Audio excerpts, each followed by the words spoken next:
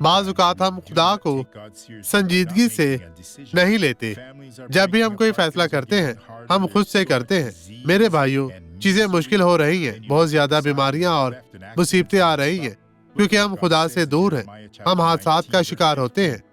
اس کی یہی وجہ ہے کہ ہم خدا سے دور ہیں۔ خدا یرمیہ باب 19 آیت 15 میں کیا کہتا ہے؟ رب الافواج اسرائیل کا خدا یوں فرماتا ہے کہ دیکھو، میں اس شہر پر اور اس کی سب بستیوں کو وہ تمام بلا جو میں نے اس پر بھیجنے کو کہا تھا لاؤں گا، اس لیے کہ انہوں نے نہایت گردن کشی کی تاکہ میری باتوں کو نہ سنے۔ میرے بھائیوں، یہ کلام بہت ہی سنجیدہ ہے۔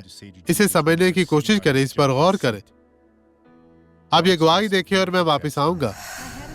مجھے فالج ہوا تھا آس پاس تقریباً 3 سال۔ ہاں، اور میری اکڑی ہوئی ٹانگ تھی۔ بہت جڑ چکی تھی۔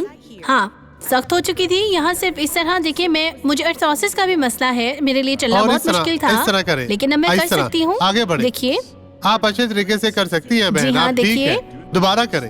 ہاں اس طرح کرتی جائیں، چلے چلتی جائیں۔ خداوند آپ کو برکت دے جی، رہا ہے۔ بہتر ہوں۔ اب اسے اپنے کندھے پر رکھیں اور یہاں چلنا شروع کریں۔ آپ کا نام کیا ہے؟ ماریا دلوئس۔ یہ ہے بہن ماریا۔ اچھے طریقے سے چلے۔ خداوند تیرا شکر، تیری تعریف ہو۔ ہم یسوع میں شفا یاب ہیں۔ خداوند تیرے ساتھ ہو۔ آئیں اب دعا کرے۔ باپ، میں ایک شخص کے لیے دعا گو ہوں جو تیری مدد کے محتاج ہے۔ میں شیطان تیری تمام چالوں کو مفلوج کرتا ہوں اور میں کہتا ہوں اس شخص کو چھوڑ دے، چلی جا اور کبھی بھی واپس نہ آنا۔